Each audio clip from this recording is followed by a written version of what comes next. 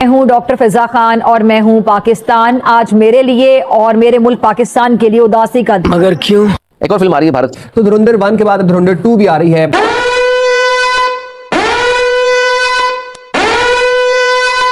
और ये सिर्फ और सिर्फ मोदी की फाशिस्ट पॉलिसीज को प्रमोट करने का एक तरीका है।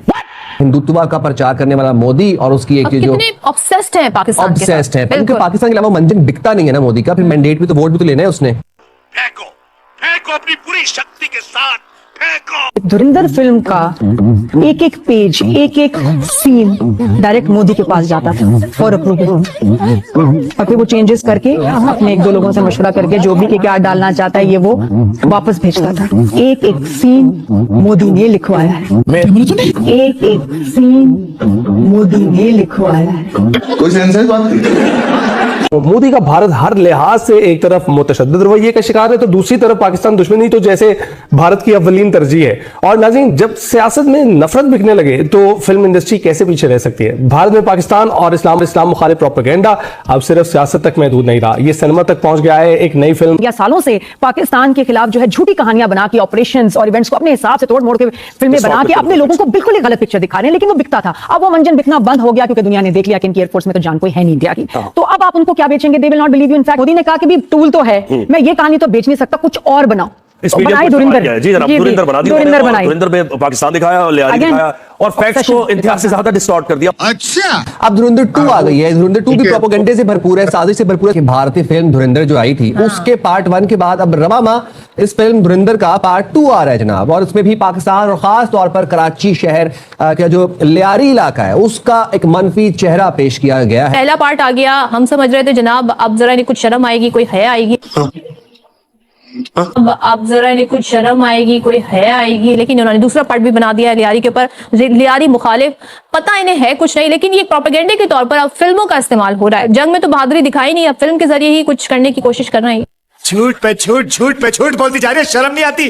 हिंदू बहुत ही डरपोक कौम है। तो ये एक पागल कौम है, ये एक डरपोक कौम है। अबे साले, और आपको पता है हिंदुस्तानी जो है ये सिर्फ कोशिश करते हैं पाकिस्तान को डिफेंड करने के लिए। अब उन्होंने टारगेट लियारी को बनाया। जली ना, तेरी भी जली ना।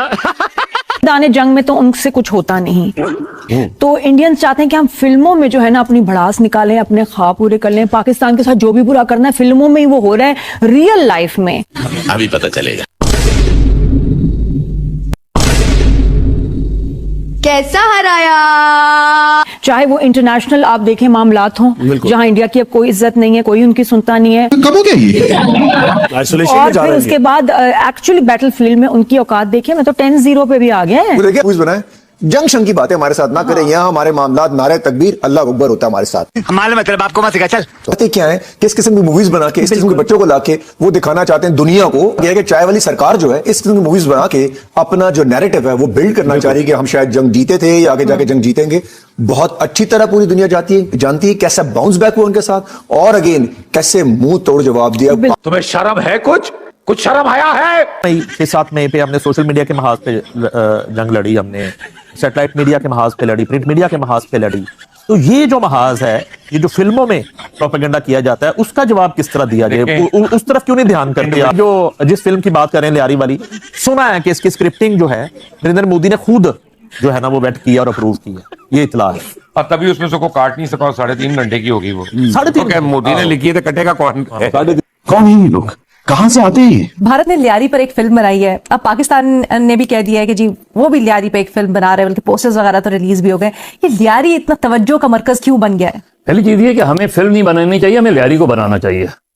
हम जितना पैसा हम फिल्म पर खर्च कर रहे हैं उससे कम पैसे में हम क्यों नहीं काउंटर मूवीज बना रहे इनका नैरेटिव काउंटर करने के लिए? हम अपने शहरों की, अपने हीरोज देखिए जो फिल्म इन्होंने बनाई है इसने इन्होंने अपने पैर पे खुद कुल्हाड़ी मारी है।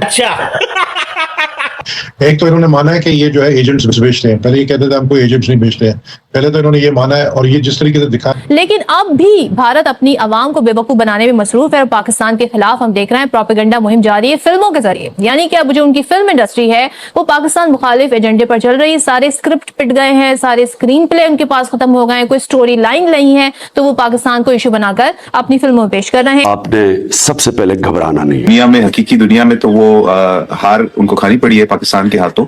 तो इसलिए एक फिक्शनल वर्ल्ड उन्होंने क्रिएट किया है जहां पे पाकिस्तान को वो बदनाम करने की कोशिश कर रहे हैं। और सबसे ज्यादा गुस्सा हम लियारी वालों को है क्योंकि इस घिनौनी हरकत में मोदी ने और बॉलीवुड ने लियारी को इस्तेमाल करने की कोशिश की है पाकिस्तान के खिलाफ नेगेटिव बयानियां बनाने में।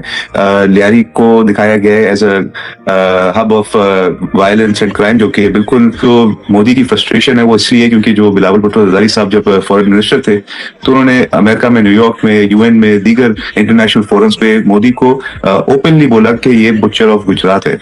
तो उन्होंने डायरेक्टली इसलिए आई थिंक एक अपने बॉलीवुड को टास्क दिया कि आपने पाकिस्तान पीपल्स पार्टी और बिलावल भुट्टो जरदारी साहब की लेगेसी को आपने टारगेट करना है और बदला लेना है। और स्पेशली इस साल जब मातहत में उनको मजीद धूल चाटना पड़ा तो उनसे रहा ही नहीं गया। उन्होंने जल्दी जल्दी ये विदाउट एनी बैकग्राउंड या विदाउट एनी रिसर्च उन्होंने कॉमेडी भी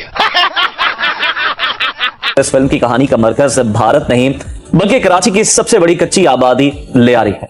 और भारत की जानिब से पाकिस्तान और इस्लाम मुखालिफ बातें हम देखते हैं कोई नई बात नहीं है, पहले भी हम फिल्मों में बहुत कुछ देख चुके हैं। लेकिन ये जो बुखार है जो फिल्म इंडस्ट्री तक पहुंच चुका है, पहले फिल्मों के जरिए मुसलमानों की तारीख पर हमला किया गया था, फिर उड़ी और फाइटर जैसी फिल्में बनाकर पाकिस्तान को बदनाम करने की कोशिश की गई, फिर उड़ी के हिदायतकार ने लियारी गैंग वॉर के हवाले से हम देख रहे हैं। झूठ बोला ये बकवास कर रहा है। शॉर्ट्स हमने भी देखे हैं, हमने भी सोचने की और देखने की कोशिश की है कि क्या दिखा रहा है इंडिया ये दिखा रहा है कि कैसे बलोचिस्तान या बलोच जो हमारी कम्युनिटी है उनको टारगेट किया जा रहा है। उसका तस्करा इसलिए कर दिया मैंने कि बात भूल जाती मुझे कि देखिए मीडिया में हाइप कैसे क्रिएट कर दी गई और बीच में से निकला कुछ भी नहीं। पाकिस्तान के लिए जब वो कुछ बनाएंगे तो पहली बात तो है कि उसके हक में या उसकी अच्छाई के लिए पाकिस्तान की जिल्लत का कुछ सामान करेंगे। हाँ, तो उन्होंने अपना किसी ना किसी तरह तो ग्रज निकालना ही होता है ना, जो करते रहते हैं वो। निहायत पथेटिक किस्म की ग्रज निकाली है। उनकी कहानी को अपनी मर्जी का एंगल दिया गया है जिस पर सोशल मीडिया पर शदीद बहस भी जारी है। पाकिस्तान दुश्मनी में बना दी है। भारत आखिर कब तक फिल्मों में ऐसा प्रोपेगेंडा करता रहेगा, अपने आप को हीरो दिखाता रहेगा और मुस्लिम्स को पता नहीं किस सॉर्ट ऑफ विलन बनाकर जो पेश करता है, ये क्या? और कहीं भी जाना ना, सोना है, उठना है तो गुड मॉर्निंग नहीं, ये वाला आदाब जो है ना ये नहीं समझ आता कि ये हमारे साथ क्यों मंसूब कर दिया सुरमा और ये। और ये देखिए हमारे पास नौजवान हट्टा कट्टा है, मुसलमान ऐसे होते हैं, लाजमी नहीं है कि पगड़ी बांधी है, तिल लगाया हुआ है और शलवार कमीज पहनी और रुमाल गले में। ये कैसा विलन बना के दिखाते हैं? अगर लियारी को बना दें तो ये फिल्म का जवाब होगा ना कि अगर आप लियारी में रिफॉर्म्स कर दें, लियारी की सड़कें बेहतर कर दें, लियारी के स्कूल्स बेहतर कर दें, लियारी के प्लेग्राउंड्स बेहतर कर दें, लियारी में बहुत दूसरे तरीके। देखिए लियारी की जो हम फिल्म बना रहे हैं उसका टॉपिक बड़ा मुख्तलिफ है, लेकिन लियारी की असल पहचान लियारी की सियासी जद्दोजहद है। लियारी को जो इस वक्त गैंग वॉर के नाम से जो एक मुतारिफ कराया गया लियारी की पूरी एक पॉलिटिकल स्ट्रगल है सिंस 1970, इवन बिफोर दैट। उसमें चाहे वो जुल्फ़िकार अली भुट्टो की शक्ल में हो, फिर बाद में मोहतरमा बेनज़ीर भुट्टो की शक्ल में हो, फिर जनरल ज़िया-उल-हक़ के खिलाफ जो जद्दोजहद रही हो, बेनज़ीर भुट्टो वहाँ के लियारी के वर्कर के घर से निकल के आके गिरफ्तारी देती थी, आंसू गैस खाती थी। वो MRD की पूरी तहरीक में जो कराची में सबसे ज़्यादा रोल रहा वो लियारी का रहा। फिर लियारी में जब पूरा कराची बंद होता था तो लियारी खुला होता था। लियारी कभी भी मां सिवाय 2008 के बाद जब जुल्फ़िकार मिर्जा को वजीर दाखिला बनाया गया।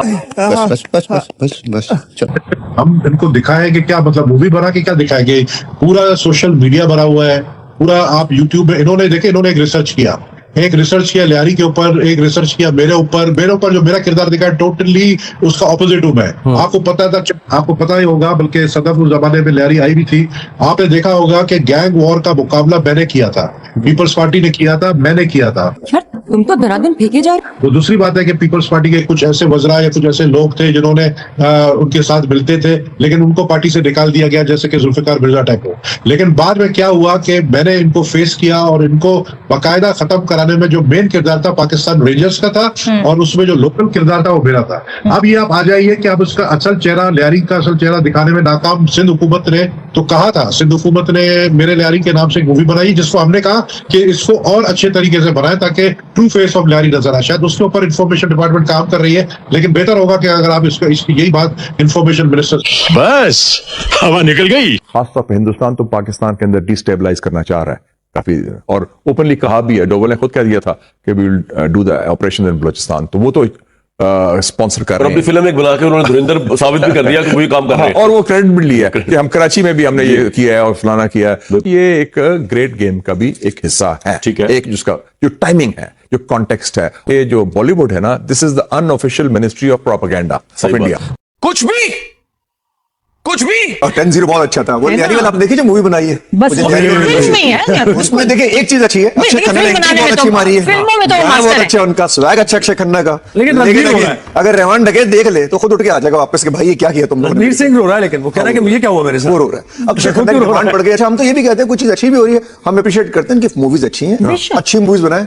जंग शंग की बातें हमारे साथ ना करें। यहाँ हमारे मामला नारे तकबीर अल्लाह अकबर होता है हमारे साथ, तो हम नहीं छोड़ते। बेशक, और ये ऐसी कहानियों में बहुत अच्छे हैं, लेकिन एक्चुअली जो रियल लाइफ में आपका जो एक्शन होता है और अमल होता है उसमें जीरो है। वो जीरो या नादिया देखे रहेंगे, ये आप भी जानते हैं, हम लोग सब जानते हैं कि ये लोग हमारे सामने इस सिचुएशन में नहीं टिक सकते। ड्रामो मूवीज में, ड्रामो में नहीं कहूंगा, ड्रामो में नहीं, ड्रामो में तो बिल्कुल नहीं टिक सकते। मूवीज में हमसे आगे हाँ। जैसा उसने एक्शन लिया है ना अंदर आते हाँ, अक्षय खन्ना वो ने जो जो आया लिया है। है, रहमान डकैत देख ले तो वापस आ गया। वैसे एक्टर है, ये बात है, एक्टर है। अरमान और ख्वाब पूरे करना है, इंडिया करे।